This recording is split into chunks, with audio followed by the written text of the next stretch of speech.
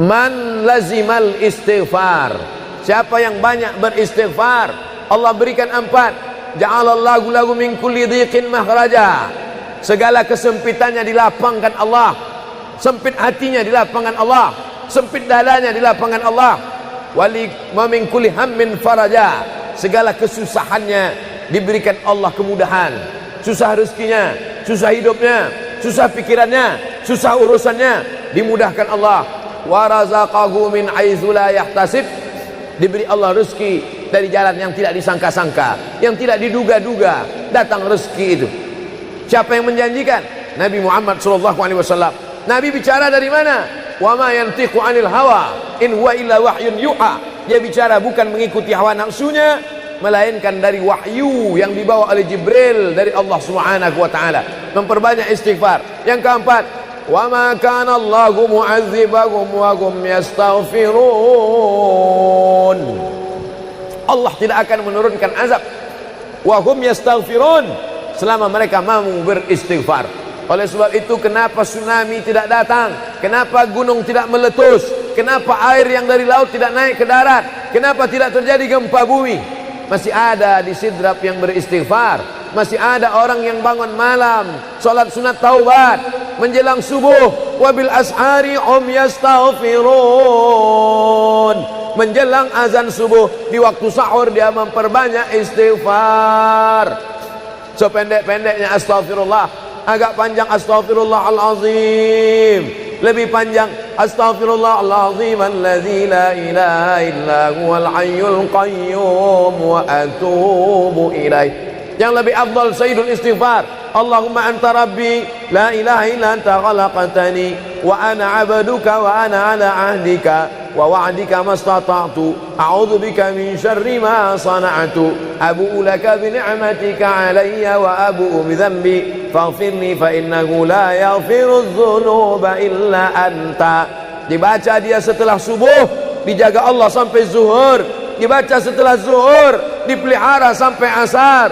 Dibaca selepas asar, dijaga sampai maghrib. Dibaca sehabis maghrib, dijaga sampai isya. Dibaca habis isya, dijaga sampai subuh. Allahumma anta rabbi la ilaha illa anta khalaqtani wa ana 'abduka, aku hambamu, wa ana 'ala ahdika, aku dalam perjanjian denganmu, wa wa'dika, aku dalam MOU denganmu, mastata'tu, sesuai kemampuanmu. Abu ulaka bi ni'matika alayya, aku datang menghadapmu dengan nikmatmu, nikmat mata, nikmat telinga, nikmat otak, nikmat hati, nikmat buah pinggang, nikmat kaki, nikmat tangan. Wa abu bi dzambi, tapi justru aku datang membawa dosa. Aku datang membawa nikmat, tapi justru aku datang membawa dosa. Dosa telinga, dosa mata, dosa lidah, dosa hati. Mestinya aku datang membawa nikmat, datang membawa pahala. Wa abu bi dzambi, tapi justru aku datang membawa dosa. Tapi aku yakin dan percaya, fa innahu la yaghfiru dzunuba illa anta, tak ada yang bisa mengampunkan segala dosa kecuali engkau. Di musim pandemi yang selama ini selesai sholat hanya 3 kali saja. Assalamualaikum warahmatullah, assalamualaikum warahmatullah, astaghfirullahaladzim, astaghfirullahaladzim, astaghfirullahaladzim. Diperbanyak istighfar. Wallahi, kata Nabi Muhammad SAW, Nabi bersumpah, wallahi demi Allah, inilah astaghfiru ila rabbi wa atubu ilaih. Aku beristighfar kepada Allah, aku bertaubat kepada Allah mi'ata marrah, 100 kali sehari semalam. Jadi kita pun bisa beristighfar 100 kali sehari semalam. Kalau kita hitung jari kita ini sendinya ada 20, 1, 2, 3, 4, 5, 6, 7, 8, 9, 10, 11, 12, 13, 14, 15, 16, 17, 18, 19, 20. 20 sendi. Habis sholat kita isi 20 istighfar. Habis subuh 20, habis zuhur 20, habis asar 20, habis maghrib 20, habis isya 20, ditambah doa 20, ditambah tahajud 20, ditambah witir 20, ditambah bangun tidur malam 20. Hanya sekali putaran tulang-tulang sendi. Kata Nabi, likulli sulama minkum sedekah, setiap tulang-tulang sendi ini mesti ada sedekahnya. Apa maksud sedekah tulang sendi? Sedekah orang kaya dengan uangnya, sedekah kita dengan sedekah tulang sendi. Astaghfirullahalazim, astaghfirullahalazim, astaghfirullahalazim, astaghfirullahalazim, astaghfirullahalazim. Allah menjanjikan balasan-balasan yang disampaikan oleh Nabi Muhammad sallallahu alaihi wasallam. Tapi di antara yang paling afdal di antara zikir ini semua adalah afdalu dzikri la ilaha illallah. Tidak ada zikir yang paling afdal daripada la ilaha illallah. Maka kita baca la ilaha illallah, la ilaha illallah, la ilaha illallah, ditutup dengan kalimat haqqin 'alaiha nahya, dengan itu kita hidup, wa 'alaiha namutu, dengan itu kita mati, wa bi'anu ba'su, dengan itu kita akan dibangkitkan di padang mahsyar. Hidupnya dengan la ilaha illallah, matinya dengan la ilaha illallah. Kenapa disebut hidupnya dengan la ilaha illallah? Karena waktu awal hidupnya ayahnya mengazankan ke telinganya, asyhadu an la ilaha illallah. Itulah makna alaiha nahya, dengan itu kita hidup. Kenapa disebut alaiha namutu, dengan itu kita mati? Karena matinya ditalqinkan ke telinga sebelah kanan, la ilaha illallah. Matinya pun dengan la ilaha illallah. Wa bi'anu ba'su, nanti dia dibangkitkan di padang mahsyar juga dengan kalimat la ilaha illallah. Tapi jangan lupa, orang yang hanya berkata la ilaha illallah tidak diakui Islamnya. Orang yang hanya berkata la ilaha illallah tidak diterima amalnya sebelum dia sepasang dengan Muhammadur Rasulullah. Oleh sebab itu maka solawat, apalagi hari ini hari Jumat, Sayyidul Ayyam, kata Nabi, perbanyaklah solawat pada hari Jumat. Allahumma salli ala Sayyidina Muhammad wa ala ali Sayyidina Muhammad. Allahumma salli ala Sayyidina Muhammad wa ala ali Sayyidina Muhammad. Allahumma salli ala Sayyidina Muhammad wa ala ali Sayyidina Muhammad. Khusus pada hari Jumat. Hari yang lain kita berselawat, tapi pada hari Jumat maka kita perbanyak solawat, solawat, solawat, solawat. Inna salatakum ma'rudatun alayya. Solawat kamu dari rumah kamu, dari tempat kamu bersolawat. Solawat orang sidrap dibawa ke Masjid Nabawi. Salawat orang sidrap dibawa ke makam Nabi. Allahumma salli ala Sayyidina Muhammad dari Masjid Agung Sidrap dibawa ke Masjid Nabawi di kota Al-Madinah Al-Munawwarah. Lalu kemudian sahabat bertanya, kaifa salatuna ma'rudatun alaika wa qad arimta? Bagaimana salawat kami dibawa ke makammu padahal engkau sudah mati, meninggal dunia? Bukankah orang yang mati itu tidak hidup? Bukankah orang mati itu dimakan cacing tanah? Apa jawab Nabi? Innallaha harramal arda ajsadal anbiya. Allah mengharamkan tanah memakan jasad para nabi. Jadi sahabat Nabi itu rasional. Sahabat Nabi itu berpikir. Sahabat Nabi itu bukan hanya diam. Sahabat Nabi itu bukan hanya nerima saja. Sahabat Nabi itu bertanya, bagaimana mungkin salawat kami bisa dibawa ke makammu padahal kau sudah mati dimakan cacing tanah? Nabi menjawab, innallaha harramal arda ajsadal anbiya. Allah mengharamkan tanah memakan jasad para nabi. Hari Jumat, pagi Jumat, petang Jumat, malam Jumat, memperbanyak salawat lebih daripada hari biasanya. Allahumma salli ala Sayyidina Muhammad wa ala ali Sayyidina Muhammad. Membaca surat Al-Kahfi. Man qara'a surat Al-Kahfi yaumal jumu'ati. Siapa yang membaca surat Al-Kahfi hari Jumat, pagi Jumat, siang Jumat, sore Jumat, malam Jumat, adha'a lahu min nur. Allah berikan dia cahaya, pencerahan, terang pandangannya, terang matanya, terang pikirannya, terang hatinya. Kalau sudah gelap, kita suntuk. Makanya anak kecil tidak boleh mati lampu. Kalau ada anak kecil malam mati lampu, napasnya bisa sesak. Kenapa sesak? Sempit dadanya. Itu maknanya kalau Allah kasih kita terang cahaya karena membaca surat Al-Kahfi hari Jumat. Tapi jangan sampai menyuruh orang baca surat Al-Kahfi, ternyata yang ceramah ini belum baca surat Al-Kahfi. Bacalah surat Al-Kahfi. Ustaz sudah baca? Oh, saya ngajak aja. Enggak. Sebelum ceramah saya baca dulu. Malam Jumat, tadi malam. Habis sholat tahajud, duduk, baca surat Yasin, baca surat Al-Kahfi. Supaya waktu menyampaikannya plong. Karena kalau kita hanya menyuruh saja tidak mengamalkannya, terasa di dalam hati. Bacalah surat Al-Kahfi. Pembohong. Oleh sebab itu saya mengajak, tapi saya sudah baca duluan. Man qara'a surat Yasin lailatal Jum'ah. Siapa yang membaca surat Yasin malam, tidak hanya malam Jumat. Man qara'a Yasin fi lailatin, tak ada disebut malam Jumat. Siapa yang baca surat Yasin pada suatu malam, malam Senin, malam Selasa, malam Rabu, malam Kamis, malam Ahad, malam Jumat, ghufira lahu, asbaha maghfuran lah. Waktu subuh dia sudah diampunkan Allah. Adapun surat Al-Kahfi tadi malam, malam Jumat, pagi Jumat, siang Jumat, sore Jumat, sampai nanti sebelum matahari tenggelam. Dan dari salat asar sampai matahari tenggelam, waktu mustajab untuk berdoa. Didoakan segala kebaikan-kebaikan. Sayyidul ayyam, induk dari segala hari. Berapa banyak orang amat sangat ingin hidup di hari ini, tapi meninggal kemarin sore. Berapa banyak amat sangat ingin hidup di bulan ini, tapi sudah didahului oleh ajal, janji kepada Allah Subhanahu wa taala. Jangan ada sedetik pun waktu yang sia-sia, yang kosong hampa tanpa kita isi dengan amal kepada Allah Subhanahu wa taala. Man shalla alayya salatan, siapa yang berselawat satu kali, sallallahu alaihi biha asyra, Allah balas 10 kebaikan. Huttan anhu asyara sayiat, ditutupi 10 kesalahan.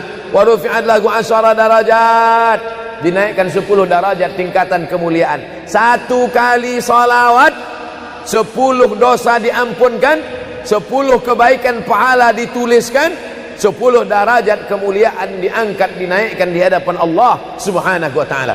Oleh sebab itu maka hari ini kita perbanyak selawat, pertemuan selawat, berjumpa dengan orang berselawat. Dan kita memang melakukan tradisi-tradisi itu. Ketika ada orang mau menikah berselawat, anaknya akikah berselawat, acara walimah berselawat, khatib khutbah Jumat kalau tidak berselawat batal Jumatnya. Orang yang sedang sholat kalau dia tidak berselawat, menurut mazhab Syafi'i batal sholatnya. Orang yang berdoa kalau tidak berselawat, doanya tergantung tidak dikabulkan Allah.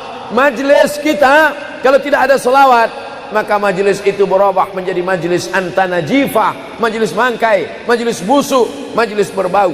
Oleh sebab itu tidak ada cara lain menolak ini semua adalah dengan cara bersolawat, solawat dan solawat. Itu poin yang ketiga. Poin yang keempat, di antara menjauhkan kita dari bala ini, tolak bala ini adalah shadaqatus sirri tadfa'u mitatassu. Sedekah menolak bala, mati su'ul khatimah. Makanya dulu kita ada istilah sedekah tolak bala. Sedekah menolak musibah, sedekah menolak bencana, sedekah menolak wabah. Oleh sebab itu maka yang selama ini biasa bersedekah kepada anak yatim, biasanya menyambut Ramadan, jangan lagi tunggu bulan Ramadan, datangi rumah anak yatim, makan mereka, sembako beras mereka, masukkan ke dalam karung 10 kilo, gula sekilo, minyak sekilo, susu saset, ikan sarden, masukkan, berikan. Ini dengan niat menolak segala musibah, segala bencana, segala wabah. Orang-orang yang mati itu kalau dia ditanya Allah Subhanahu wa taala, hai mayit, hai orang yang mati, seandainya ku kasih kau hidup lagi, mau apa tidak? Mereka amat sangat ingin hidup. Apa kata mereka?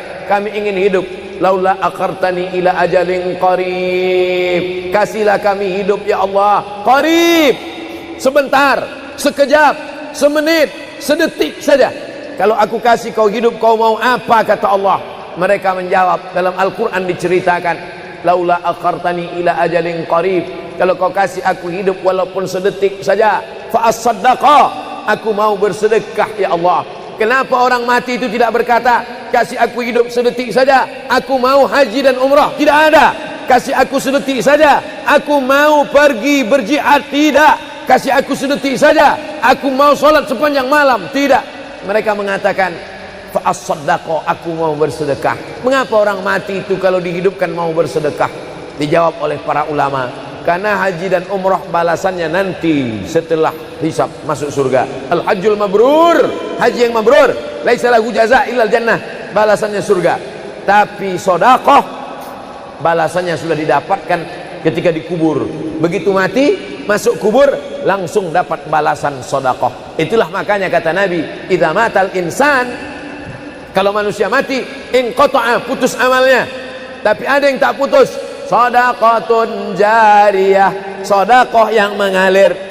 Belum bangkit dari kubur, belum padang mahsyar, belum hisab, belum timbangan amal, belum meniti titian siratal mustaqim, balasannya sudah nampak. Itu kehebatan sedekah dibandingkan amal yang lain.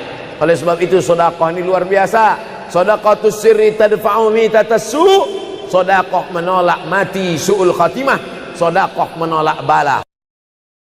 Man lazimal istighfar, siapa yang banyak beristighfar, Allah berikan 4. Ja'alallahu lahu min kulli dhiqin makhraja, segala kesempitannya dilapangkan Allah, sempit hatinya dilapangkan Allah, sempit dadanya dilapangkan Allah. Wali wa min kulli hammin faraja, segala kesusahannya diberikan Allah kemudahan. Susah rezekinya, susah hidupnya, susah pikirannya, susah urusannya, dimudahkan Allah. Wa razaqahu min haitsu la yahtasib, diberi Allah rezeki dari jalan yang tidak disangka-sangka, yang tidak diduga-duga, datang rezeki itu. Siapa yang menjanjikan? Nabi Muhammad SAW. Nabi bicara dari mana?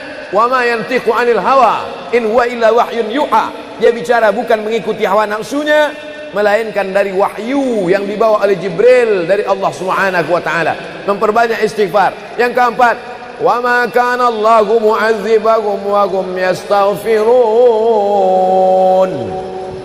Allah tidak akan menurunkan azab wa hum yastaghfirun selama mereka mau beristighfar. Oleh sebab itu, kenapa tsunami tidak datang? Kenapa gunung tidak meletus? Kenapa air yang dari laut tidak naik ke darat? Kenapa tidak terjadi gempa bumi? Masih ada di Sidrap yang beristighfar. Masih ada orang yang bangun malam, salat sunat taubat menjelang subuh. Wabil ashari hum yastaghfirun. Menjelang azan subuh, di waktu sahur dia memperbanyak istighfar. Sependek-pendeknya astaghfirullah, agak panjang astaghfirullahalazim, lebih panjang astaghfirullahalazim alladzi la ilaha illa huwal hayyul qayyum wa atubu ilaih. Yang lebih afdal sayyidul istighfar, Allahumma anta rabbi la ilaha illa anta khalaqtani wa ana 'abduka wa ana 'ala 'ahdika wa wa'dika mastata'tu a'udzu bika min syarri ma sana'tu abu'u laka bi ni'matika 'alayya wa abu'u bi dhanbi faghfirli fa innahu la yaghfiru dzunuba illa anta. Dibaca dia setelah subuh, dijaga Allah sampai zuhur. Dibaca setelah zuhur, dipelihara sampai asar. Dibaca selepas asar, dijaga sampai maghrib. Dibaca sehabis maghrib, dijaga sampai isya. Dibaca habis isya, dijaga sampai subuh. Allahumma anta rabbi la ilaha illa anta khalaqtani wa ana 'abduka, aku hambamu, wa ana 'ala ahdika, aku dalam perjanjian denganmu, wa wa'dika, aku dalam MOU denganmu, mastata'tu, sesuai kemampuanmu. Abu ulaka bi ni'matika alayya, aku datang menghadapmu dengan nikmatmu, nikmat mata, nikmat telinga, nikmat otak, nikmat hati, nikmat buah pinggang, nikmat kaki, nikmat tangan. Wa abu bi dzambi, tapi justru aku datang membawa dosa. Aku datang membawa nikmat, tapi justru aku datang membawa dosa. Dosa telinga, dosa mata, dosa lidah, dosa hati. Mestinya aku datang membawa nikmat, datang membawa pahala. Wa abu bi dzambi, tapi justru aku datang membawa dosa. Tapi aku yakin dan percaya, fa innahu la yaghfiru dzunuba illa anta, tak ada yang bisa mengampunkan segala dosa kecuali engkau. Di musim pandemi yang selama ini selesai sholat hanya 3 kali saja. Assalamualaikum warahmatullah, assalamualaikum warahmatullah, astaghfirullahaladzim, astaghfirullahaladzim, astaghfirullahaladzim. Diperbanyak istighfar. Wallahi, kata Nabi Muhammad SAW, Nabi bersumpah, wallahi demi Allah, inilah astaghfiru ila rabbi wa atubu ilaih. Aku beristighfar kepada Allah, aku bertaubat kepada Allah mi'ata marrah, 100 kali sehari semalam. Jadi kita pun bisa beristighfar 100 kali sehari semalam. Kalau kita hitung jari kita ini sendinya ada 20, 1, 2, 3, 4, 5, 6, 7, 8, 9, 10, 11, 12, 13, 14, 15, 16, 17, 18, 19, 20. 20 sendi. Habis sholat kita isi 20 istighfar. Habis subuh 20, habis zuhur 20, habis asar 20, habis maghrib 20, habis isya 20, ditambah doa 20, ditambah tahajud 20, ditambah witir 20, ditambah bangun tidur malam 20. Hanya sekali putaran tulang-tulang sendi. Kata Nabi, likulli sulama minkum sedekah, setiap tulang-tulang sendi ini mesti ada sedekahnya. Apa maksud sedekah tulang sendi? Sedekah orang kaya dengan uangnya, sedekah kita dengan sedekah tulang sendi. Astaghfirullahalazim, astaghfirullahalazim, astaghfirullahalazim, astaghfirullahalazim, astaghfirullahalazim. Allah menjanjikan balasan-balasan yang disampaikan oleh Nabi Muhammad sallallahu alaihi wasallam. Tapi di antara yang paling afdal di antara zikir ini semua adalah afdalu dzikri la ilaha illallah. Tidak ada zikir yang paling afdal daripada la ilaha illallah. Maka kita baca la ilaha illallah, la ilaha illallah, la ilaha illallah, ditutup dengan kalimat haqqin 'alaiha nahya, dengan itu kita hidup, wa 'alaiha namutu, dengan itu kita mati, wa bi'anu ba'su, dengan itu kita akan dibangkitkan di padang mahsyar. Hidupnya dengan la ilaha illallah, matinya dengan la ilaha illallah. Kenapa disebut hidupnya dengan la ilaha illallah? Karena waktu awal hidupnya ayahnya mengazankan ke telinganya, asyhadu an la ilaha illallah. Itulah makna alaiha nahya, dengan itu kita hidup. Kenapa disebut alaiha namutu, dengan itu kita mati? Karena matinya ditalqinkan ke telinga sebelah kanan, la ilaha illallah. Matinya pun dengan la ilaha illallah. Wa bi'anu ba'su, nanti dia dibangkitkan di padang mahsyar juga dengan kalimat la ilaha illallah. Tapi jangan lupa, orang yang hanya berkata la ilaha illallah tidak diakui Islamnya. Orang yang hanya berkata la ilaha illallah tidak diterima amalnya sebelum dia sepasang dengan Muhammadur Rasulullah. Oleh sebab itu maka solawat, apalagi hari ini hari Jumat, Sayyidul Ayyam, kata Nabi, perbanyaklah solawat pada hari Jumat.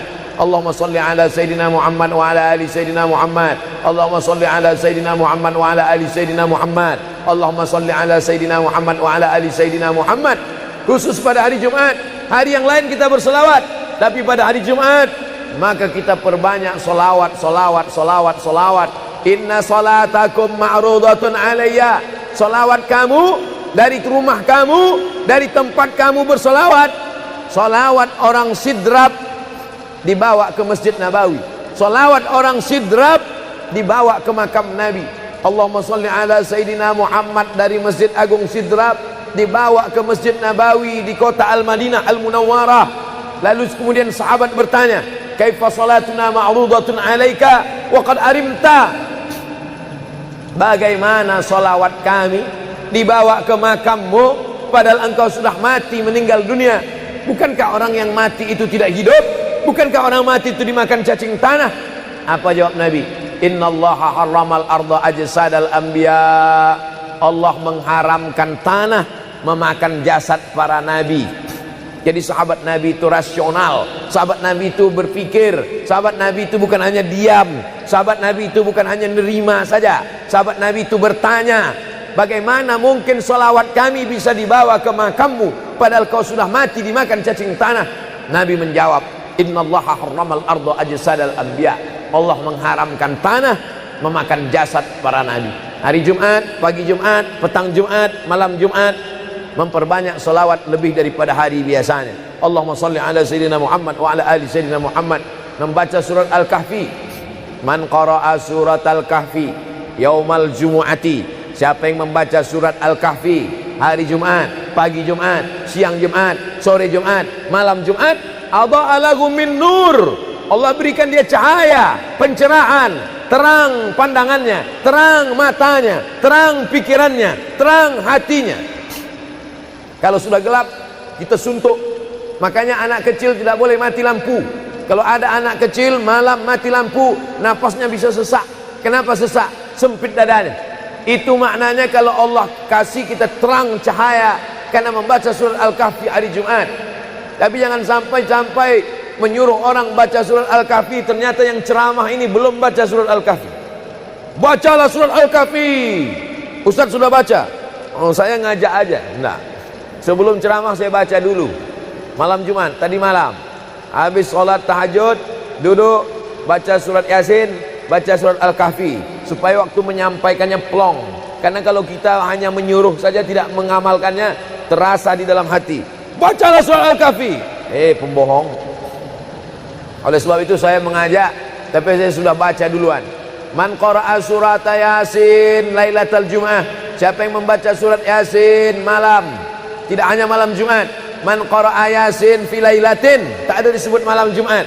Siapa yang baca surat Yasin pada suatu malam, malam Senin, malam Selasa, malam Rabu, malam Kamis, malam Ahad, malam Jumat, ghufira lahu, asbaha maghfuran lah. Waktu subuh dia sudah diampunkan Allah. Adapun surat Al-Kahfi tadi malam, malam Jumat, pagi Jumat, siang Jumat, sore Jumat, sampai nanti sebelum matahari tenggelam. Dan dari salat asar sampai matahari tenggelam, waktu mustajab untuk berdoa. Didoakan segala kebaikan-kebaikan. Sayyidul ayyam, induk dari segala hari.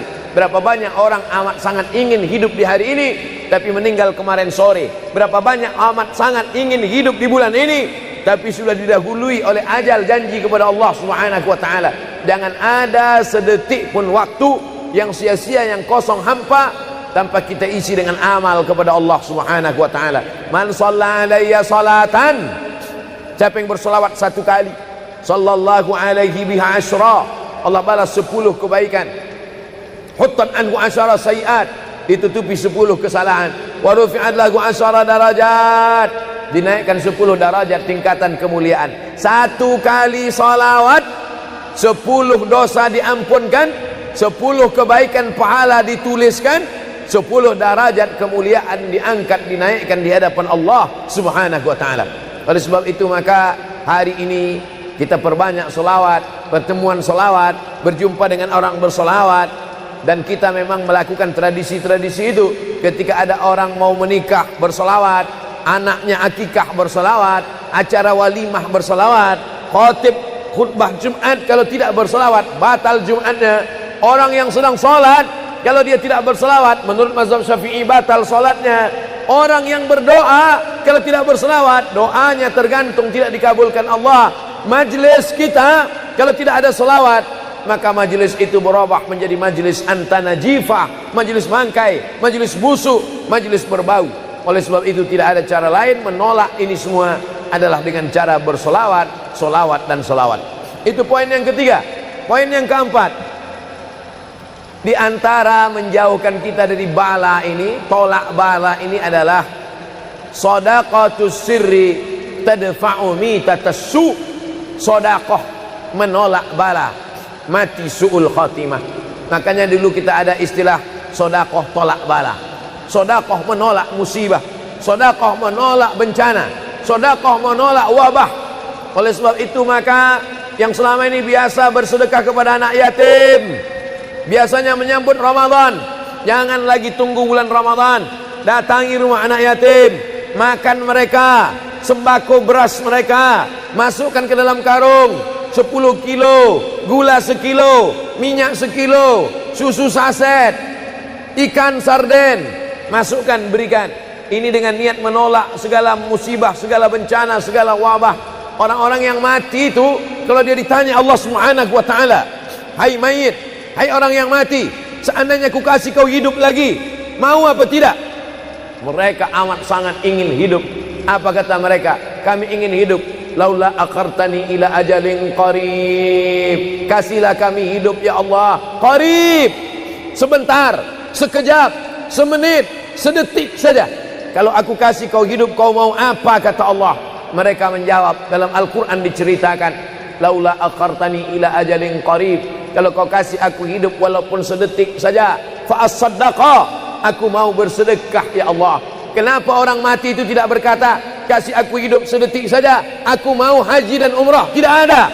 Kasih aku sedetik saja, aku mau pergi berjihad? Tidak. Kasih aku sedetik saja, aku mau sholat sepanjang malam? Tidak. Mereka mengatakan, fa as-saddaqa, aku mau bersedekah. Mengapa orang mati itu kalau dihidupkan mau bersedekah? Dijawab oleh para ulama, karena haji dan umrah balasannya nanti setelah hisab masuk surga. Al-hajjul mabrur, haji yang mabrur, laisa lahu jaza illal jannah, balasannya surga. Tapi sedekah balasannya sudah didapatkan ketika dikubur. Begitu mati masuk kubur langsung dapat balasan sedekah. Itulah makanya kata Nabi, idza matal insan, kalau manusia mati, inqata'a, putus amalnya. Tapi ada yang tak putus, shadaqatun jariyah, sedekah yang mengalir. Belum bangkit dari kubur, belum padang mahsyar, belum hisab, belum timbangan amal, belum meniti titian siratal mustaqim, balasannya sudah nampak. Itu kehebatan sedekah dibandingkan amal yang lain.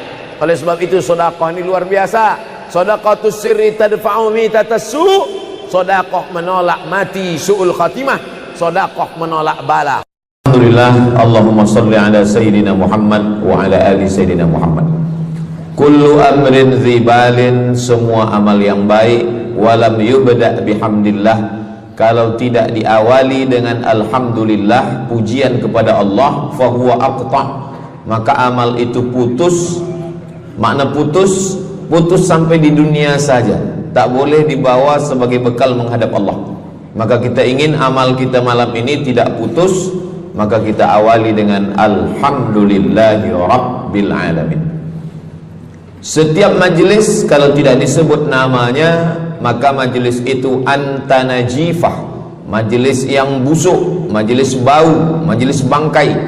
Maka kita sebut namanya Allahumma salli ala Sayyidina Muhammad wa ala ali Sayyidina Muhammad. Laisa minna, bukan golongan kami, kata Nabi SAW. Man lam yarham saghirana, sesiapa yang tidak sayang kepada budak anak kecil, walam ya'rif syarafa kabirina, tidak hormat kepada orang tua, maka dia tidak diperakui sebagai umat Nabi Muhammad SAW. Semua anak-anak muda-muda, belia-belia yang saya sayangi, para alim ulama, tuan-tuan guru, datuk-datuk, datin-datin, semua yang berhadir ini insyaallah dimuliakan Allah Subhanahu wa taala. Amin ya rabbal alamin.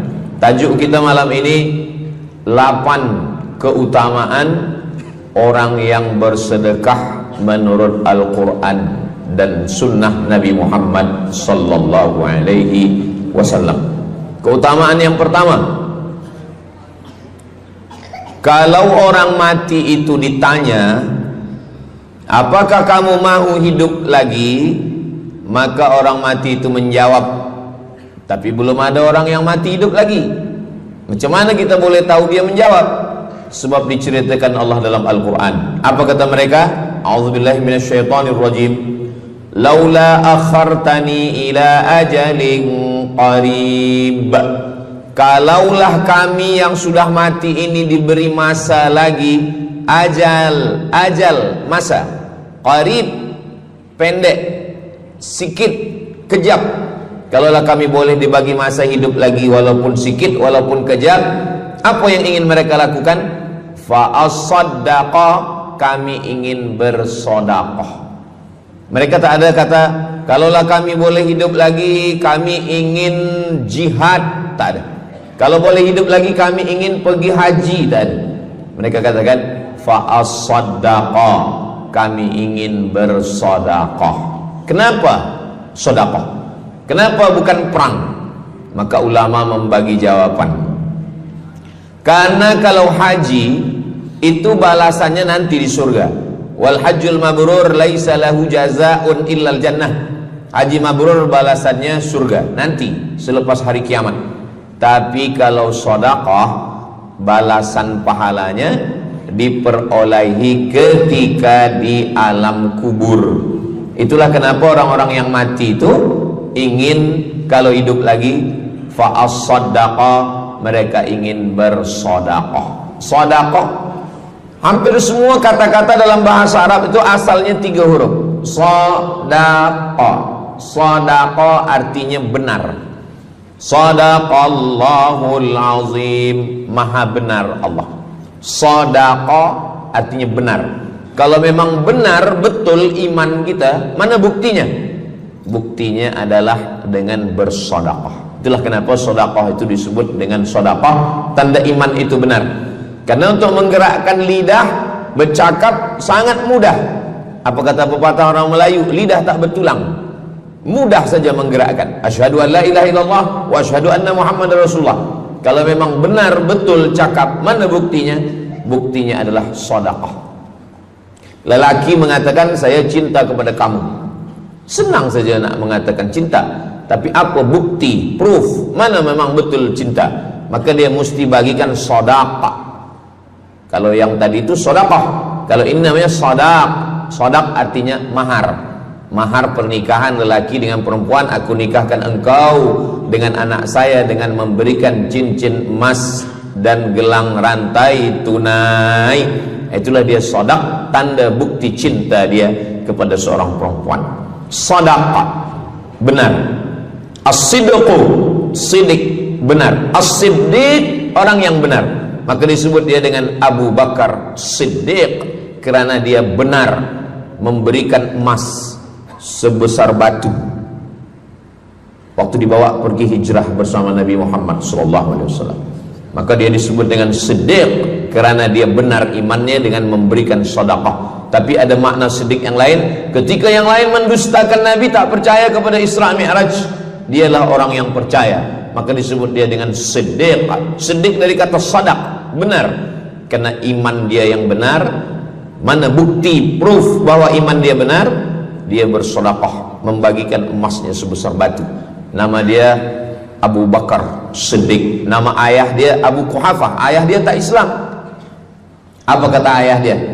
Habislah emas Abu Bakar itu dibawa Muhammad sallallahu alaihi wasallam. Anak Abu Bakar itu namanya Asma. Asma, mana emas ayah kamu? Dah habis dibawa Muhammad. Dia benci betul dengan Nabi Muhammad. Datang Asma, dia ambil batu, dia masukkan ke dalam kain. Kata Asma, emas ayah tu masih ada dalam kain, Datuk.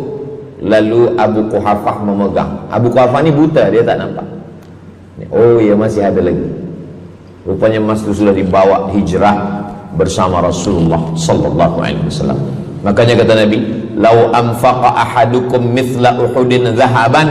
Seandainya ada di antara kamu yang boleh berwakaf emas walaupun sebesar bukit Uhud. Bukit Uhud itu panjangnya 7 km. Seandainya ada di antara kamu yang boleh berwakaf emas sebesar bukit Uhud, itu tak sampai setengah tapak tangan Sayyidina Abu Bakar Siddiq. Kenapa? Sebab kalau sekarang ada orang bersedekah banyak, memanglah sekarang sudah aman. Tapi masa itu masa susah, masa payah, Abu Bakar Siddiq menunjukkan bukti keimanannya. Ini keutamaan yang pertama menurut Al-Quran. Kenapa orang bersedekah? Kerana orang-orang mati, kalau dia boleh bagi tambah umur hidup lagi, mereka berkata, fa'as-saddaqa, kami ingin bersedekah. Itu yang pertama. Yang kedua, sampai berapa nih? Sampai 8. Tadi saya dibagi tahu Ustadz sampai 8. Atau tak pun sampai 8, kalau dah habis 60 minit habis. Yang kedua, idzas sama'un fatarat, langit terbelah. Wa idzal kawakibun tasarat, planet bertembung, berjatuhan. Wa idzal biharu fujirat, lautan diletupkan, tsunami namanya. Wa idzal quburu bu'athirat, semua yang dikubur dibangkitkan. Selepas itu kita pun bangkit dari kubur. Innama amruhu idza arada syai'an ayyakula lahu kun fayakun. Bila kita bangkit, tak ada atap, tak ada dinding, tak ada pokok kayu. Semua gunung-gunung macam bulu kambing dihembus angin. Wa takunul jibalu kal ihnil manfush, macam bulu kambing dihembus angin. Di mana kita bernaung? Di mana kita berlindung? Kata Nabi sallallahu alaihi wasallam. Ini yang kedua. Kullu mri'in tahta zilli sadaqatihi, orang akan bernaung di bawah sedekah. Bukan bernaung di bawah haji, bukan bernaung di bawah sembahyang, bukan bernaung di bawah puasa, tapi tempat bernaung atap adalah sedekah. Tapi jangan sebab kita kaji sedekah malam ni, esok subuh tak sembahyang. Awak tak sembahyang, kita bernaung di bawah sedekah. Betul, memang bernaung di bawah sedekah, tapi tiangnya sembahyang. As-salatu imaduddin, sembahyang, salat itu adalah tiang daripada agama. Maka tempat kita berlindung, tempat kita bernaung nanti adalah sedekah. Ada yang tenggelam kerana peluh saking panasnya, ada yang tenggelam kerana peluh sampai ke lutut, ada sampai ke pinggang, ada sampai ke leher, ada yang tenggelam habis. Tapi ada orang yang merasa sejuk, selesa. Kenapa? Kullu mri'in tahta zilli sadaqatihi, orang akan bernaung di bawah sedekah. Orang-orang yang membina masjid, macam mana mahalnya masjid, jutaan ringgit, maka ketika dia mati menghadap Allah Subhanahu wa taala, semua kepanasan, semua terik, matahari sejengkal dari ubun-ubun kepala, tapi ada orang yang tahta zilli sadaqatihi, dia akan bernaung di bawah sedekah. Mudah-mudahan panjang umur, Allah bagi kita rezeki supaya kita boleh bernaung di bawah sedekah kita nanti insyaallah. Kita masa siang 12 jam, malam 12 jam, tapi di akhirat nanti 50 alfasanah, 50.000 tahun, belum tentu lagi diputuskan di pengadilan Allah Subhanahu wa taala. Datang orang menghadap Nabi Adam, wahai Adam, kami sudah kepanasan, kami tak tahan di padang mahsyar ini. Kata Nabi Adam, saya malu menghadap Allah. Dulu kata Allah, la taqraba hadhihi syajarah, jangan dekati pokok kuldi, fatakuna minaz zalimin, nanti engkau jadi orang zalim. Fa azallahumas syaitan, tapi digoda syaitan. Lalu kemudian Nabi Adam bertaubat. Doa yang paling tua doa Nabi Adam, Rabbana zalamna anfusana wa illam taghfir lana wa tarhamna lanakunanna minal khasirin. Datang mereka menghadap kepada Nabi Nuh. Cepatlah Nabi Nuh menghadap kepada Allah supaya diputuskan mahkamah ini. Kata Nabi Nuh, saya malu menghadap Allah. Anak saya Kan'an, masa saya panggil, ya bunayya, wahai anak saya Kan'an, irkam ma'ana, ayo mari naik ke atas perahu sampan ayah. Apa kata Kan'an? Sa'awi ila jabali ya'simuni minal ma, saya naik sampan, saya naik ke atas bukit, saya akan selamat. Rupa-rupanya hujan 40 hari 40 malam tenggelam. Kita belum lagi 40 hari 40 malam, baru 2 hari buaya dah naik ke jalan. Macam mana 40 hari 40 malam? Maka saat itu, saat anaknya Kan'an akan tenggelam, apa kata Nabi Nuh? Ya Rabbi, ya Allah, inna bni min ahli, itu anakku ya Allah. Allah marah. Apa kata Allah? Innahu laisa min ahlik, dia bukan anakmu. Innahu amalun ghairu salih, karena amal dia tak baik. Nabi Nuh malu menghadap Allah. Datang mereka kepada Nabi Musa alaihissalam. Kata Nabi Musa, saya pun malu menghadap Allah kerana perbuatan Bani Israel, umat saya jahat. Mereka datang menghadap Nabi Isa.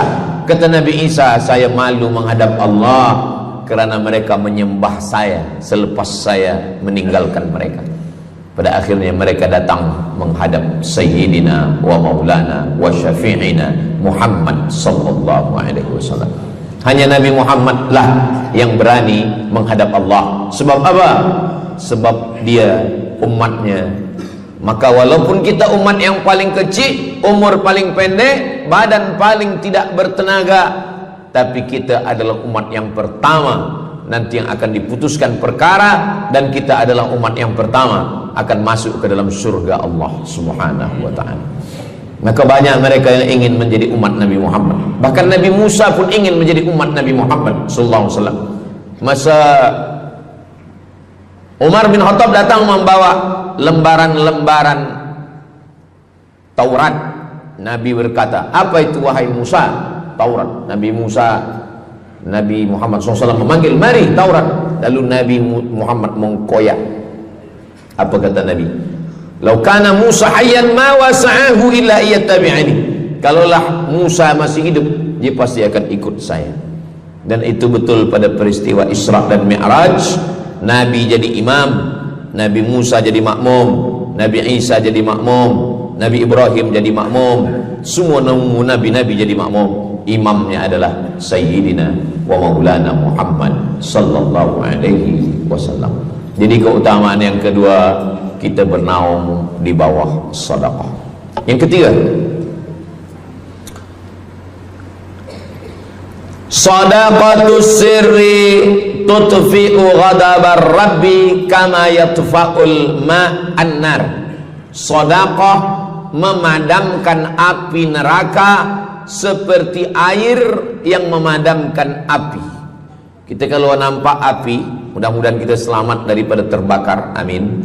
Lalu kemudian datang api, kita padamkan dengan air. Lalu kemudian macam mana memadamkan api neraka? Air sebanyak apa yang boleh memadamkan? Maka kata Nabi SAW, keutamaan yang ketiga adalah sadaqatus sirri tutfi'u ghadabar rabbi, sedekah memadamkan api neraka. Jadi kalau kita dulu banyak silap, banyak salah, banyak dosa. Kullu bani Adam, semua manusia ini khata'un, semua pernah salah, pernah mabuk, pernah berzina, pernah minum khamar, pernah berjudi. Kalaupun dia tidak buat dosa yang zahir, pernah hasad, pernah dengki, busuk hati. Maka ketika itu macam mana memadamkan murka Allah dengan istighfar, memadamkan dengan sembahyang, solat, sunat, taubat? Ada satu cara lagi. Dengan cara apa? Memadamkannya dengan sedekah. Tudfi'u ghadabar rabbi, memadamkan murka marah Allah subhanahu wa ta'ala, padam dengan sedekah. Tapi tentu saja sedekah yang ikhlas kerana Allah subhanahu wa ta'ala. Datang seorang yang sudah banyak dosa menghadap Nabi, menghadap pendeta Yahudi. Wahai pendeta Yahudi, saya ini banyak salah, banyak dosa. Saya sudah membunuh 99 orang. Apakah mungkin Tuhan mengampunkan dosa saya? Kata pendeta Yahudi, Tuhan tidak mengampuni dosa kamu kerana kamu sudah membunuh. Dia cabut pisau dia. Kalau begitu, kamulah yang ke-100. Dia dah bunuh 99. Itu maka saya takut juga kalau datang orang, Ustaz Somad, apakah Allah mengampuni dosa saya? Apa dosa kamu? Membunuh orang. Ayo Allah ampunkan dosa. Faqtulu anfusakum, bunuhlah diri kamu. Surat Al-Baqarah. Bunuhlah diri kamu. Fataba alaikum, Allah menerima taubat kamu dengan membunuh diri. Sebab Bani Israel minta ampun kepada Allah bukan dengan istighfar, minta ampun kepada Allah bukan dengan sembahyang taubat. Bani Israel kalau dia minta ampun kepada Allah dulu zaman Nabi Musa, dia ambil pedang, dia ambil parang panjang, dia cari orang yang sama-sama berdosa. Saya ada dosa, saya cari tuan-tuan yang ada dosa. Tuan ada dosa? Ada. Kita nak bertaubat? Ya, ayo kita. Nanti kita sama-sama cincang. Nanti tuan cincang saya cincang tuan. Kita sama-sama mati, baru Allah ampunkan dosa. Faqtulu anfusakum, bunuhlah diri kamu. Fataba alaikum, Allah menerima taubat kamu.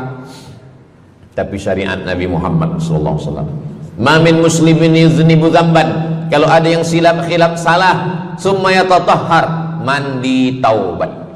Apalagi kita di Bandar Seri Begawan, bila tadi pesawat terbang nak landing turun, nampak cantik laut keliling. Jadi siapa nak mandi taubat, pergi ke laut.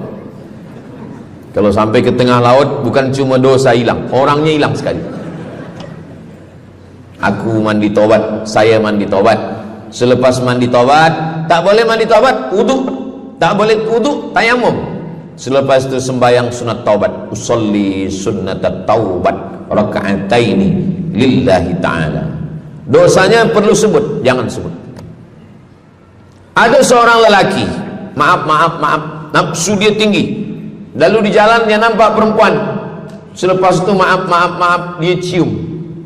Selepas itu dia datang ke Nabi, dia mengadu, ya Rasulullah, tadi saya melakukan begini-begini. Tegak Umar bin Khattab, Allah sudah tutupi, kenapa kamu bukakan di hadapan orang ramai? Allah mengampuni manusia kecuali al-mujahirun. Al-mujahirun menampakkan dosanya dan bangga dengan dosanya. Ini orang akhir zaman ni sekarang banyak mujahirun. Dia mabuk, dia live streaming. Hai guys, dah mabuk ke malam ni? Ini al-mujahirun. Maka ulil amri mesti ambil hukum. Tapi orang yang pernah berdosa, pernah silap, pernah salah, jangan cerita lagi, tutup. Suami-suami kalau bertobat kepada Allah, mengadu kepada Allah, cukup. Jangan cerita ke istri. Allah menerima, istri tak terima. Jadi taubat cukup kepada Allah Subhanahu wa taala, mengadu dah. Bangkit tahajud malam minta kepada Allah. Jangan suara kuat-kuat. Cukup. Sebab tidak semua kejujuran boleh diterima orang lain. Tak semua perempuan boleh menerima kejujuran. Sakit hati dia. Allah Subhanahu wa taala Maha Pengampun. Selepas itu kemudian wa asbi'is sayyi'atal hasanata, dosa-dosa silap khilaf masa lalu bagaimana menutupinya? Hasanata, perbuatan baik. sembahyang baik, sholat baik, tapi ada yang paling baik. Apa dia? Shadaqatus sirri, memperbanyak sedekah, memadamkan murka Allah seperti api dipadamkan oleh air. Marah itu adalah kobaran dari api neraka. Bila kita sedang marah, itu adalah api neraka lahab. Lahab itu artinya berkobar. Lahab pakai ba, lahab. Sebab saya pernah juga lalu di satu jalan, ada rumah makan, restoran Abu Lahab, pakai P, lahab, mungkin lahab, makan lahab.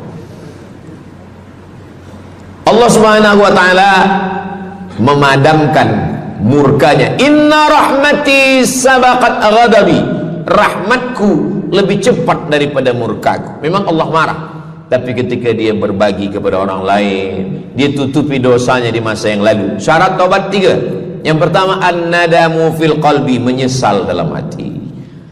Yang kedua, al-iqraru bil lisani, nyatakan dengan lisan, astaghfirullahalazim. Yang ketiga, al-itmaru alla ya'uda ilaihi abadan, tekad saya tidak akan buat lagi sampai mati. Namanya taubat nasuha. Nasuha 3 huruf. Nasoha artinya menyaring madu.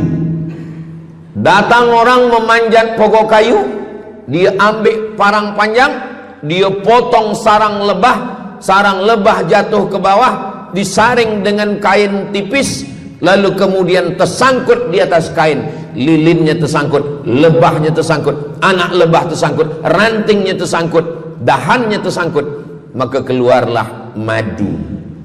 Itu bahasa Arabnya namanya nasuha. Apa makna nasuha? Menyaring dosa-dosa sehingga yang tinggal hanya amal soleh, yang sampah-sampah tersangkut. Sekarang susah nak minum madu yang asli, banyak palsu. Macam mana Ustaz, saya ni suka spesial minum madu. Apa tanda madu ni asli? Bawa pulang ke rumah, kalau istri marah itu asli.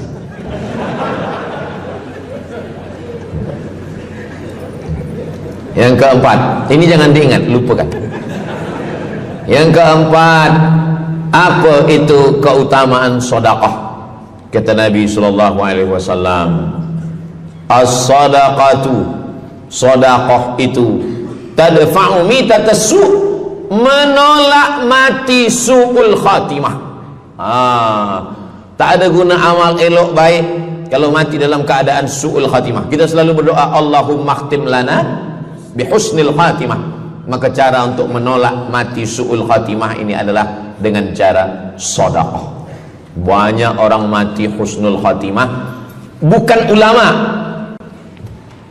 meninggal di dalam Masjidil Haram sedang pakai ihram, selepas tawaf di belakang makam Ibrahim ketika sedang sujud terakhir.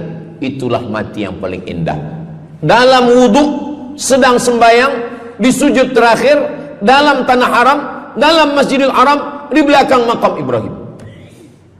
Meninggal, dibawa jenazah balik. Orang datang bertanya kepada ibunya, dia masih pemuda belia, apakah dia ulama? Dia bukan ulama. Kenapa dia mulia betul? Apakah dia pernah perang ke Palestina? Tidak. 2-3 hari selepas itu datang satu perempuan membawa budak kecil. Kamu siapa?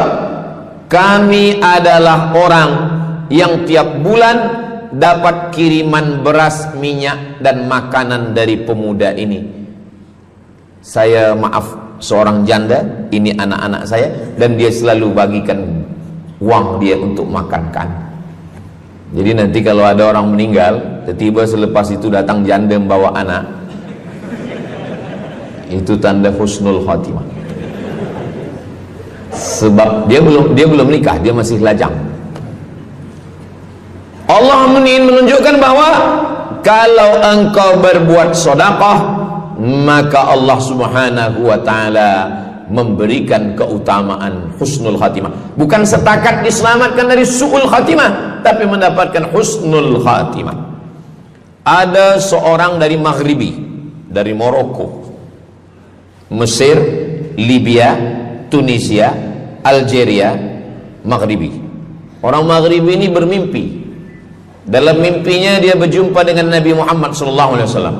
Kata Nabi, engkau pergi ke Saudi Arabia, cari di kampung ini, nanti engkau jumpai seorang pemuda, sampaikan salamku kepada dia, katakan dia penghuni surga. Malam pertama mimpi, iya ke? Tidak ke? Jangan-jangan syaitan. Tak betul. Malam kedua mimpinya sama. Engkau pergi ke Saudi Arabia, datangi kampung ini, jumpai seorang pemuda namanya si fulan, bagi tahu ke dia, salamku untuk dia, sampaikan kepada dia bahwa dia penghuni surga. Nah, 2 kali. Ini udah agak kuat. Tunggu 3 kali, sampai 3 malam mimpinya sama. Akhirnya orang Maghrib ini terbang dari Casablanca sampai ke Jeddah.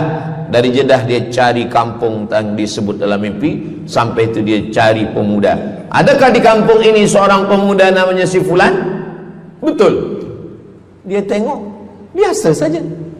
Bukan ulama, bukan macam Musa Abdul Somad. Tak mungkin mimpi salah 3 kali betul-betul. Lalu disampaikan kepada dia, fulan, saya 3 malam bermimpi Rasul SAW menyampaikan salam kepada engkau. Assalamualaikum. Kata Nabi, engkau adalah penghuni surga. Dia pun terkejut. Saya bukan ulama, saya orang biasa. Apa amal kamu? Sembahyang saya biasa saja, puasa sunat saya biasa saja. Hanya saja saya tak pernah menyimpan hasad dendam, dan saya selalu membagikan uang kepada fakir miskin, anak yatim dan du'afa. Selepas mendapatkan itu dia pun menangis, dia pun bersedih karena dia merasa dia tak layak dicintai, karena dia masa banyak silap, banyak salah. Rupanya rahmat Allah itu turun bukan kepada orang yang alim tapi sombong, bukan kepada orang yang kaya tapi takbur, tapi kepada orang yang hatinya hancur berkeping karena takut kepada Allah Subhanahu wa ta'ala. Selepas itu dia pun meninggal dalam keadaan husnul khatimah setelah mendapatkan janji dari Rasulullah sallallahu alaihi wasallam. Apa maknanya? Bahwa kalau kita tak boleh sembahyang sampai tegak lutut bengkak, kalau kita tak tergolong orang yang rajin puasa sunat berhari-hari, kalau kita bukan orang yang kuat berjihad fisabilillah, maka carilah satu pintu. Pintu itu bernama babus sedekah. Karena banyak yang sudah melaluinya dan mereka dimuliakan Allah, diselamatkan daripada su'ul khatimah. Yang keberapa? Kelima. Saya sebetulnya ingat, saya nak cuba aja. Kalau jamaah masih ingat, itu maknanya mereka masih konsen lagi, masih sedar. Kalau dah terserah Ustaz lah nama berapa, kami pun dah tak balik dalam. Yang kelima, dawu mardakum bis sadaqah. Yang kelima, dawu mardakum bis sadaqah. Obati orang yang sakit di antara kamu dengan sedekah. Datang seorang lelaki yang lututnya bernanah menemui Imam Abdurrahman ibnu Mahdi. Wahai Imam Abdurrahman bin Mahdi, lutut saya ni bernanah, tak sihat-sihat. Kata Imam Abdurrahman bin Mahdi, saya ingat satu hadis Rasulullah, dawu mardakum bis sadaqah. Cuba engkau cari kampung yang di kampung itu tak ada air, kamu buat perigi. Perigi. Di kampung saya namanya perigi. Lalu dia pun pergi ke kampung yang tak ada air, dia galikan perigi. Selepas itu sehari, 2 hari, 3 hari, sepekan, sebulan, lutut dia sihat kering. Dia datang lagi kepada Imam Abdurrahman ibnu Mahdi. Alhamdulillah Imam Abdurrahman ibnu Mahdi, lutut saya sudah sihat. Apa hubungan lutut dengan sedekah? Rupanya setiap orang yang mengambil air untuk minum, untuk berwudu, untuk mandi, untuk memasak, selepas itu mereka berdoa, ya Allah, berikanlah kebaikan kepada orang yang sudah membagikan air ini. Ad-du'a silahul mu'min, doa senjatanya orang beriman. Kisah ini ada dalam kitab Sa'ah wa Sa'ah, Ajaib wa Taraif. Semua ada saatnya. Beberapa kisah-kisah yang ajaib diceritakan oleh Syekh Abu Amr al-Misri dalam judul buku Sa'ah wa Sa'ah Gharaib wa Taraib. Sudah diterjemahkan ke dalam bahasa Melayu, judulnya Semua Ada Saatnya. Nama penerjemahnya Abdul Somad. Boleh dicari di google.com. Semua ada saat. Lalu kemudian saya sampaikan hadis ini di masjid. Dawu mardakum bis sadaqah. Obatilah orang yang sakit di antara kamu dengan sedekah. Selepas itu saya turun dari masjid, saya pergi ke kereta, di parking, datang seorang jamaah. Memang yang Ustaz sampaikan tadi betul. Kata saya, memang betul. Takkan saya sampaikan tak betul? Apa maksud awak? Betul. Istri saya kena sakit kista sebesar duit di dalam rahim dia. Kata doktor, ini mesti diambil. Kalau tidak dia makin besar, makin besar. Tapi kalau diambil, dicabut, operate, nanti akan tercabut rahim sekali. Dan kalau rahim tercabut, maka nanti tidak boleh mengandung. Mendengar itu istrinya menangis. Suaminya tersenyum. Yang senyum budak kecil pula. Lalu kemudian rupanya istri dia tahu tentang hadis Nabi. Dawu mardakum bis sadaqah. Obatilah orang yang sakit dengan bersedekah. Maka dia pun bersedekah. Selepas itu mereka pergi lagi medical check up ke hospital. Sampai di hospital dicek USG, rupanya kista itu makin kecil dan hilang. Doktor tu pula bertanya balik, awak makan apa? Saya makan nasi, kata dia. Minum apa? Minum teh tarik. Saya amalkan hadis Nabi Muhammad SAW, dawu mardakum bis sadaqah. Kata doktor, awak tak perlu operate, dan ini tidak perlu dibelah, dan rahim awak masih boleh mengandung. Istrinya tersenyum, lakinya pula menangis. Begitulah Allah Subhanahu wa ta'ala. Syekh Abu Amr Al-Misri bercerita tentang seorang perempuan di Saudi Arabia. Dia pergi ke Amerika. Kata doktor di Amerika, kamu sudah balik ke rumah, makan kenyang, tidur lelap. Nanti kalau puan-tuan pergi hospital, lalu dokter bercakap, balik ke rumah, makan kenyang, tidur lelap. Itu maknanya malaikat maut dah dekat, tak ada obat. Maka dia pun balik ke Saudi Arabia. Dia ambil harta dia, dia sedekah, dia sisa, dia bagikan baki sikit untuk ahli waris. Selepas itu last kali dia pergi lagi ke Amerika, last medical check up. Apa kata doktor di Amerika? Kami sudah cek, kamu sihat walafiat. Banyak sekali orang-orang yang diberikan Allah Subhanahu wa taala keutamaan dengan sedekah, mukjizat bahwa Nabi SAW sudah meninggal dunia, tapi mukjizatnya masih ada sampai akhir zaman ini. Di antaranya adalah dawu mardakum bis sadaqah, obatilah orang yang sakit di antara kamu dengan bersedekah. Yang ketujuh, yatsba'ul mayyita salasun, yang mengiringi mayat orang mati ke liang lahat ada tiga. Yang pertama mal, bahasa Arabnya mal, orang kita menyebut mall, harta. Yang mengiringi manusia ke liang lahat, yang pertama maluhu, harta. Yang kedua ahluhu, istri, anak, menantu, kawan, jiran, sahabat. Yarji'usnani, yang dua ni balik ke rumah, anak balik, istri balik, kereta balik, semua balik. Wa yabqa wahidun, yang kekal hanya satu. Apa dia? Yang kekal hanya satu, itulah dia sedekatuh. Sedekah lah yang kekal. Itulah kenapa orang-orang meninggal dunia. Kita di atas dunia ini, kata Nabi, baina sittin wa sab'in. Kita hidup di atas dunia ini antara sittin, 60, sab'in, 70. 60, 70. 60, 70. Kalau umur 30, ada berjumpa jamaah umur 30 yang dia soal, dah berbini ke? Bini? Belum. Oh. Awak dah menikah? Belum. Apa belum nikah lagi? Kejap lagi Ramadan. Takkan jaga subuh? Macam mana nak sembahyang? Macam mana nak sahur? 30. Bila 40, soalan sudah berubah. Saya ni diabetes, saya ni kolesterol, saya ni. Bila masuk 50, dah mula tanya, saya ni rabun, tak nampak lagi. Bini pun kadang tak nampak. Bini orang nampak. Bila 60, mendengar tazkirah Ustaz Somad, kunci satu, jangan tersinggung.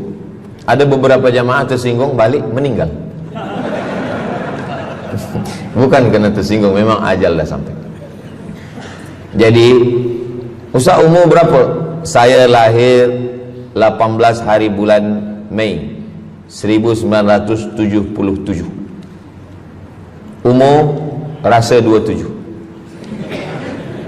Umur ini bukan masalah angka, tapi masalah rasa. Semua yang hadir uban.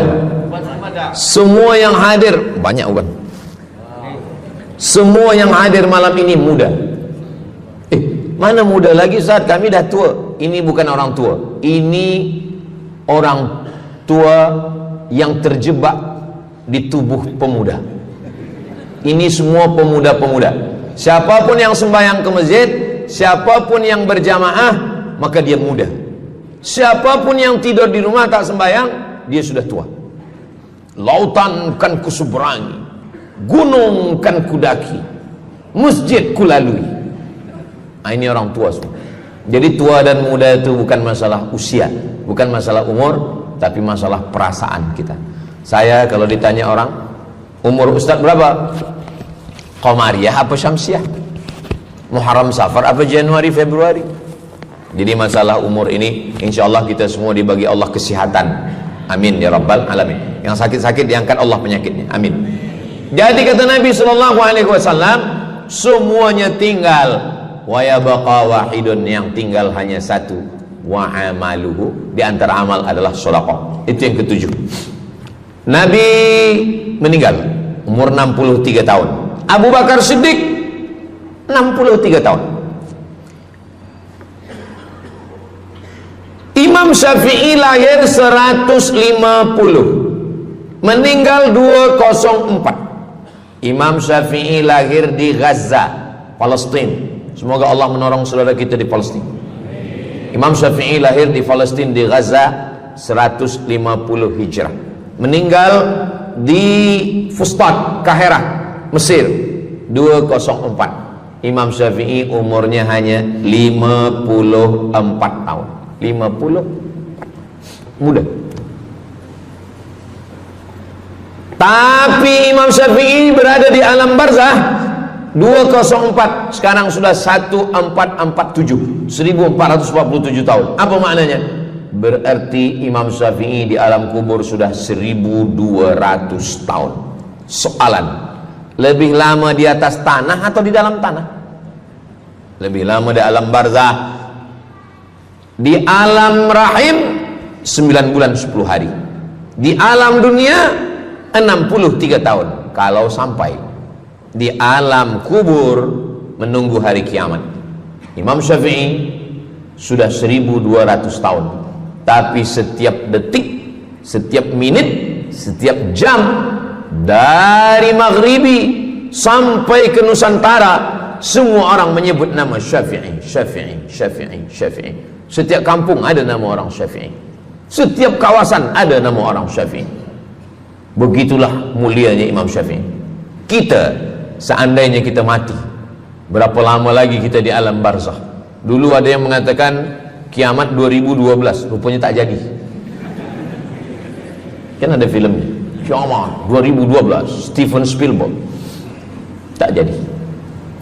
Yas'alunaka 'anis sa'ati ayyana mursaha. Mereka bertanya kepadamu tentang hari kiamat. Qul, katakan, la ya'lamuha illa hu. Yang tahu hanya Allah Subhanahu wa ta'ala. Pikirkan, kalau kita mati, apa yang akan mengalir? Rumah kita dijual anak kita, dibagi-bagi kepada ahli waris. Kereta kita dijual semuanya. Tapi orang yang membina masjid di Brunei Darussalam, masjid dah cantik-cantik, besar-besar, elok-elok. Tadi kami cerita tentang Muslim yang ada di Kamboja, yang ada di Vietnam, yang ada di Myanmar, kesusahan, kepayahan, yang ada di Palestin. Itu kalau kita tolong, mengalir sampai hari kiamat. Kita fikirkan apa yang akan mengalir selepas kita mati menghadap Allah Subhanahu wa ta'ala. Di antara yang pasti mengalir, anak belum tentu. Waktu kita hidup dia soleh, selepas kita mati dia stres. Na'udzubillah. Mudah-mudahan anak-anak kita semua anak-anak yang soleh-soleh. Tapi yang pasti adalah sedekah. Maka kita siapkan sedekah menolong agama Allah Subhanahu wa ta'ala. Yang ke-8, kata Nabi SAW, idza matal insan, hadisnya ada dalam Sahih Muslim. Idza matal insan, ada orang yang membaca hadis ini idza mata ibnu Adam. Idza mata ibnu Adam itu tarjamah, bukan bunyi teks. Bunyi teksnya idza matal insan, kalau manusia mati, inqata'a, putus. Tapi banyak yang salah faham tentang hadis nih. Kamu malam ni tak ada buat kenduri orang mati, tak ada baca doa, tak ada baca yasin, tak ada baca tahlil. Idza matal ibnu Adam, kalau manusia sudah mati, putus. Jangan kirim-kirim doa lagi. Banyaklah soalan ke saya, Ustaz Abdul Somad, ya, macam mana kalau orang sudah mati tak ada anak, lalu siapa yang mendoakan dia? Kata saya, yang mendoakan dia saya. Allahumma ighfir lahu warhamhu wa'afihi wa'fu anhu. Siapa yang akan bacakan Al-Fatihah untuk dia? Saya akan bacakan Al-Fatihah. Saya tengok muka dia macam ragu. Dia tak percaya Fatihah ini sampai. Siapa yang tak percaya Fatihah sampai, saya tak marah. Sebab ni masalah yang ghaib. Siapa yang tak percaya Yasin itu sampai, siapa yang tak percaya Fatihah itu sampai, saya tak marah. Bagi saja nama semua, lengkap dengan bin. Nanti bila mati saya kirim. Bila tak sampai, cepat-cepat bagi tahu. Idza matal insan, kalau manusia mati, inqata'a amaluhu, yang putus tu amal dia, amal yang mati itu. Misal ini ada orang mati, namanya Abdul Somad. Ketika saya sebut nama lain tersinggung pula. Ada orang mati namanya Abdul Somad. Idza matal insan, kalau Abdul Somad ni mati, inqata'a amaluhu, maka yang putus tu amal dia. Amal Abdul Somad ni yang putus. Amal orang Brunei untuk Abdul Somad putus atau tak putus? Tidak putus. Datang berita, mereka tengok di Instagram Abdul Somad, Ustadz Abdul Somad Official. Bagi yang belum follow, cepat follow. Dapat berita Ustadz Somad sudah meninggal. Orang Bandar Seri Begawan, semua orang Brunei mengirimkan Al-Fatihah, mereka sholat ghaib. Sampai apa tak sampai? Sampai. Jadi mana yang putus itu apa maknanya? Amal dia putus. Amal orang mati ini putus. Amal orang hidup kepada yang mati tak putus. Saya bilang sekali lagi, yang putus itu amal orang mati. Amal orang mati putus. Apa maksud amal orang mati putus? Kepada muslimin muslimat, sila datang ke masjid yang akan membagi tazkirah almarhum Abdul Somad. Itu putus. Mana boleh tazkirah lagi? Orang mati itu amalnya putus, tapi amal orang hidup untuk orang mati tidak putus. Kalau memang putus, kenapa ada amalnya yang tak putus? Ada amal dia yang tak putus. Ini Abdul Somad mati dia, amal dia semuanya putus, tapi ada amal dia yang tak putus. Pertama, shadaqatun jariyah. Sedekah itu kan amal dia, tak putus. Sedekah dia bina masjid dia, sedekah dia tahfiz Quran. Budak-budak tahfiz Quran itu menghafal Quran, jadi tuan guru, punya murid, punya pondok, maka tak putus. Amal dia tapi tak putus. Yang kedua, ilmun yuntafa'u bih, mengajar dia, diamalkan orang, tak putus. Waladun solihun, anak soleh. Anak soleh itu maksudnya, anak soleh itu kan amal dia. Nah, itu yang banyak orang yang tak paham. Macam mana amal soleh, macam mana amal soleh itu amal kita? Macam mana anak soleh itu amal kita? Kalau istri, mohon maaf, kalau istri awak cuma awak tengok saja, apakah mungkin dia hamil? Nah, itu dah payah betul dah menjelaskan. Maknanya anak kita itu amal kita. Maka kalau kita mati, dia tetap mengalir. Bukan berarti doa orang lain tak sampai. Ini banyak orang salah faham. Selepas orang meninggal, tak usah baca doa lagi, tak usah Allah maafir lahu lagi, tak usah baca Yasin lagi, tak sampai. Maksud putus itu amal orang mati itu putus. Kalaulah putus amal orang hidup kepada orang mati, tak ada salat jenazah. Nanti kalau ada orang mengatakan, tak usah baca doa, kita udah putus semua. Nanti bila dia mati, jangan sembahyangkan. Sebab sembahyang jenazah itu kan amal orang hidup untuk orang mati. Allahu Akbar, Allahu Akbar, Al-Fatihah, Allahu Akbar, salawat, Allahu Akbar, Allahumma fir lahu warhamhu wa'afihi wa'fu anhu, Allahu Akbar, Allahumma la tahrimna ajrahu wa la taftina ba'dahu wa waghfir lana wa lahu wa li ikhwanina alladhina sabaquna bil iman wa la taj'al fi qulubina ghillan lil ladzina amanu rabbana innaka ra'ufur rahim. Empat itu sampai, Al-Fatihah sampai, doa sampai, Al-Fatihah sampai, solawat sampai, doa takbir 3 sampai, doa takbir 4 pun sampai. Itu maknanya amal orang hidup sampai, tapi amal orang mati putus. Apakah orang mati itu tetap beramal? Orang mati tetap beramal, tapi katanya putus. Yang putus itu amal wajib. Sholat wajib, tak wajib lagi. Puasa wajib, tak wajib lagi.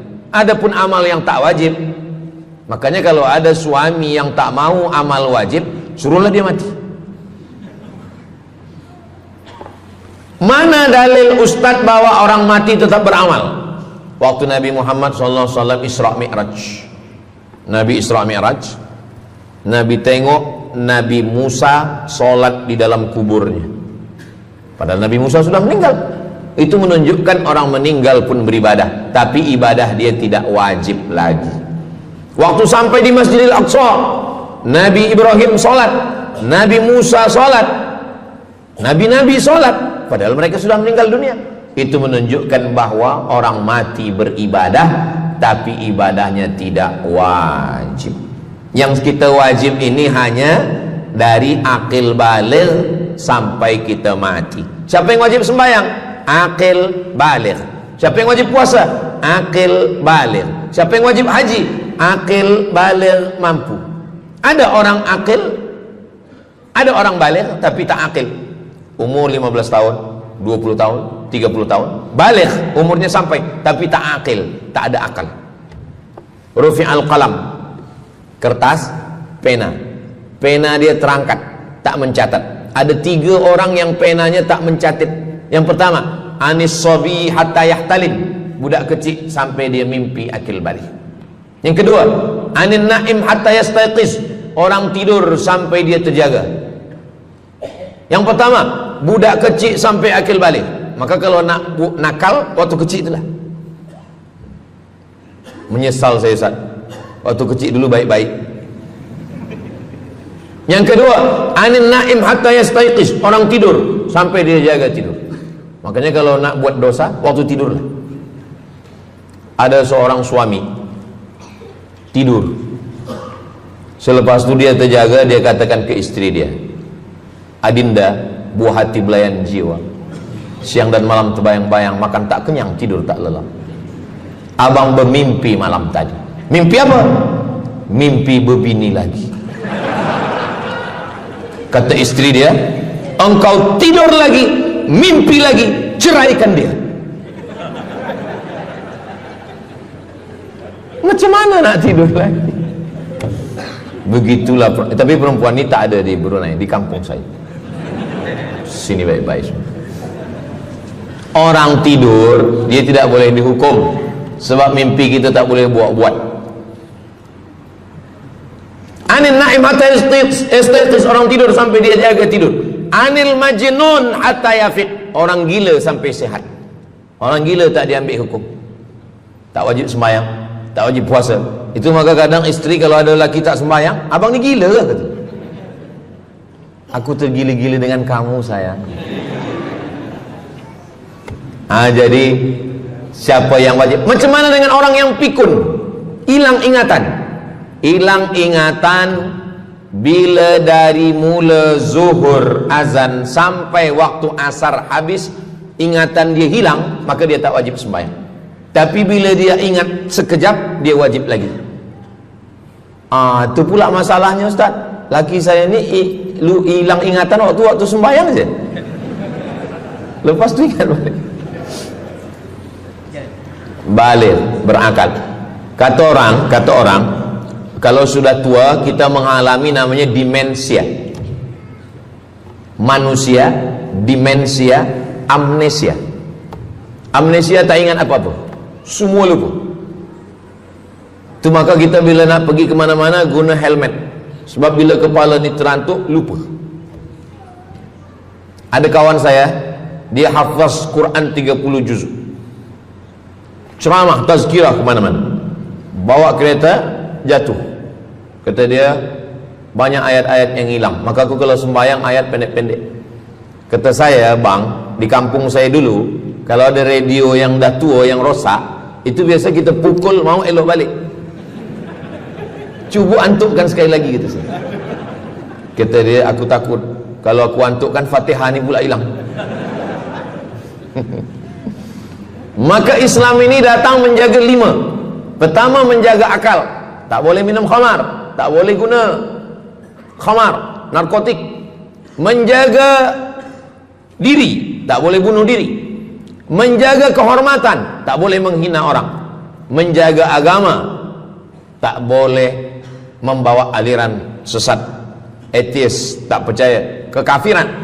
Menjaga harta, tak boleh ada mencuri, tak boleh ada dusta, tak boleh ada akad bohong, tak boleh ada tipu, tak boleh ada gharar, tak boleh ada zulm, tak boleh ada ghish.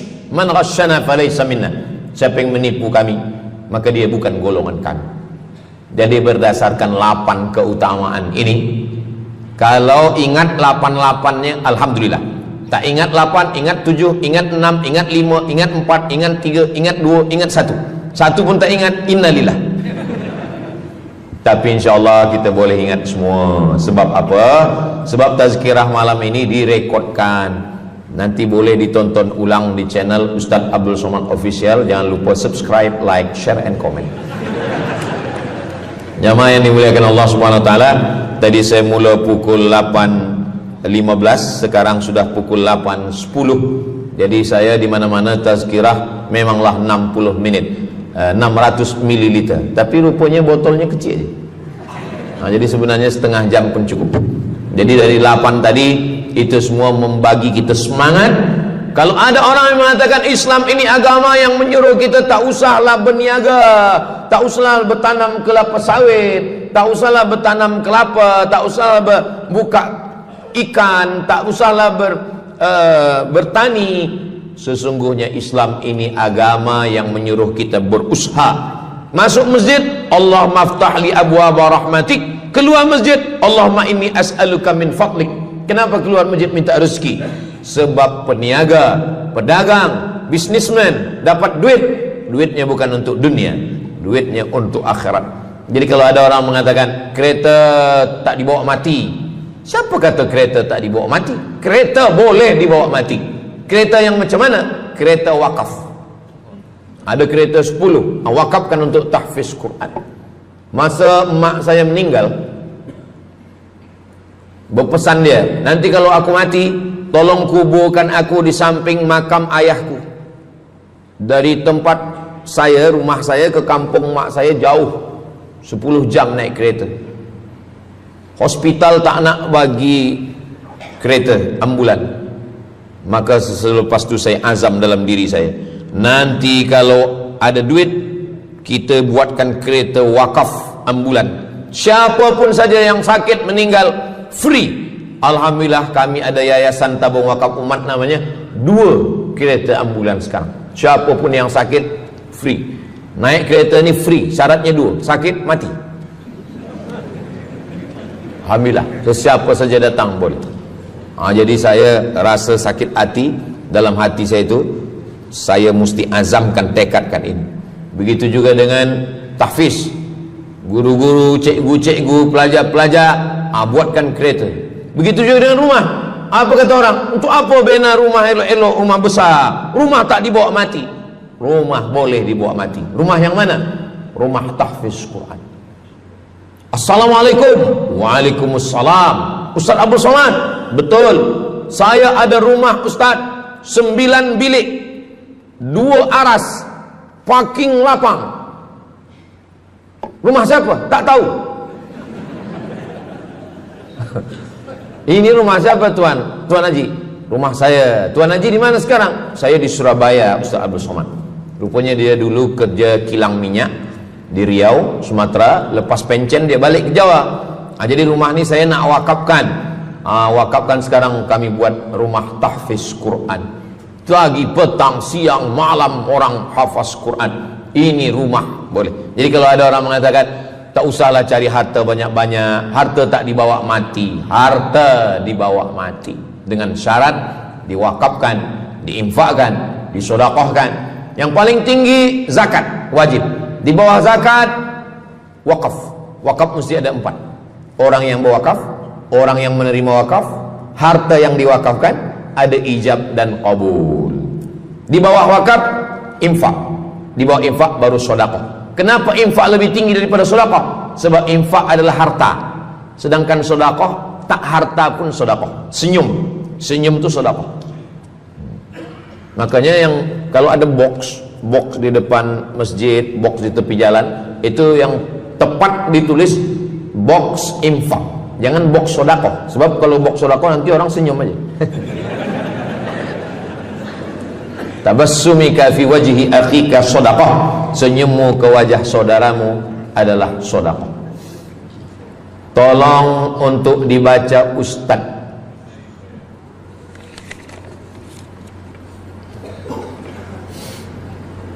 Seorang hamba yang ketika jahiliyah pernah mengambil hak orang dengan mengambil persen daripada uang infak. Setelah dia menyadari akan salahnya, dia bertaubat dan ingin mengembalikan hak tersebut. Masalahnya dia tidak mengetahui berapa dan ke siapa dibalikkan. Kalau kita termakan terpakai duit yang kita tak tahu entah punya siapa, cuba ingat-ingat. Memang kalau masalah ini kadang kita lupa memang. Coba ingat tahun berapa. Sebab duit RM1 tahun 80 dengan 2025 tak sama nilainya, sebab ada inflasi ekonomi. Jadi coba ingat, tengok dengan harga emas. Tahun 80 berapa 1 gram emas? Tahun 2025 berapa? Maka dihitungnya ke emas, bukan ke dolar, tapi kepada emas. Nah, selepas kita dapat harga emas, lalu kita balikkan. Misalkan tahun 80 100 ringgit itu 1, 2, 3 gram. Maka yang sekarang kita tidak balikkan 100 ringgit, tapi kita balikkan sekarang 2025 dengan 3 gram emas. Berapa harga 3 gram emas? Lepas itu kita balikkan. Kalau kita tak tahu orangnya di mana, anak cucunya, ahli warisnya tak tahu, maka kita serahkan kepada masalih ammah. Masalih ammah artinya kepentingan umum. Pendidikan tahfiz Quran, sekolah, tempat anak yatim, tempat duafa fakir miskin, ke masjid, boleh. Tapi kalau kita bawa duit haram, duit tak jelas, kita serahkan saja. Datang, Tuan Guru bagi dah. Jangan sebut pula, Tuan Guru ni ada beberapa duit haram saya nak bagi ni. Serahkan. Begitu juga dengan orang yang menyimpan uang di bank yang bukan Islamic bank. Syukran, jazakumullah khair. Lalu kemudian dia duduk di negeri yang tak Islam, lalu kemudian dia letakkan di bank yang tak Islamik. Maka duit ini ada ada fawaid, ada bunganya. Riba haram. Kalau dia simpan di rumah dia takut hilang. Duit ini tak boleh dia makan, tak boleh dia belikan ke pakaian, tak boleh dia bagikan ke orang lain, maka dia serahkan kepada masalih ammah. Begitu kata Syekh Yusuf Al-Qardawi dalam kitab judulnya Fatawa Mu'asirah, fatwa-fatwa kontemporer, fatwa modern. Jadi masalih ammah, kepentingan umum, bukan untuk diri sendiri. Orang terhalang doanya sebab 3. Mat'amuhu haram, makanannya haram. Masyrabuhu haram, minumannya haram. Malbasuhu haram, pakaiannya haram. Wadhiya bil haram, dibagi makan haram. Jadi kalau kita selamatkan, insyaallah Allah pun menyelamatkan kita semua. Mudah-mudahan Allah bagi kita, anak cucu kita rezeki supaya kita boleh mengamalkan pintu sedekah ini. Salah satu pintu surga ada namanya babus sedekah. Orang yang masuk surga melalui pintu karena banyak bersedekah. Apakah orang mati itu tetap beramal? Orang mati tetap beramal, tapi katanya putus. Yang putus itu amal wajib. Sholat wajib, tak wajib lagi. Puasa wajib, tak wajib lagi. Adapun amal yang tak wajib, makanya kalau ada suami yang tak mau amal wajib, suruhlah dia mati. Mana dalil ustadz bahwa orang mati tetap beramal? Waktu Nabi Muhammad SAW Isra Mi'raj, Nabi Isra Mi'raj, Nabi tengok Nabi Musa sholat di dalam kuburnya, padahal Nabi Musa sudah meninggal. Itu menunjukkan orang meninggal pun beribadah, tapi ibadah dia tidak wajib lagi. Waktu sampai di Masjidil Aqsa, Nabi Ibrahim sholat, Nabi Musa sholat, Nabi-Nabi sholat, padahal mereka sudah meninggal dunia. Itu menunjukkan bahwa orang mati beribadah, tapi ibadahnya tidak wajib. Yang kita wajib ini hanya dari akil baligh sampai kita mati. Siapa yang wajib sembahyang? Akil baligh. Siapa yang wajib puasa? Akil baligh. Siapa yang wajib haji? Akil baligh mampu. Ada orang akil, ada orang baligh tapi tak akil. Umur 15 tahun, 20 tahun, 30 tahun, baligh, umurnya sampai, tapi tak akil, tak ada akal. Rufi'al qalam, kertas, pena dia terangkat, tak mencatat. Ada 3 orang yang penanya tak mencatat. Yang pertama, anis sobi hatta yahtalim, budak kecil sampai dia mimpi akil balik. Yang kedua, anin naim hatta yastayqiz, orang tidur sampai dia terjaga. Yang pertama, budak kecil sampai akil balik. Maka kalau nak nakal waktu kecil itulah. Menyesal saya Ustaz, waktu kecil dulu baik-baik. Yang kedua, anin naim hatta yastayqiz, orang tidur sampai dia jaga tidur. Makanya kalau nak buat dosa waktu tidurlah. Ada seorang suami tidur, selepas itu dia terjaga, dia katakan ke istri dia, Adinda, buah hati belayan jiwa, siang dan malam terbayang-bayang, makan tak kenyang, tidur tak lelap. Abang bermimpi malam tadi. Mimpi apa? Mimpi berbini lagi. Kata istri dia, engkau tidur lagi, mimpi lagi, ceraikan dia. Macam mana nak tidur lagi? Begitulah. Tapi perempuan ini tak ada di Brunei, di kampung saya. Sini baik-baik.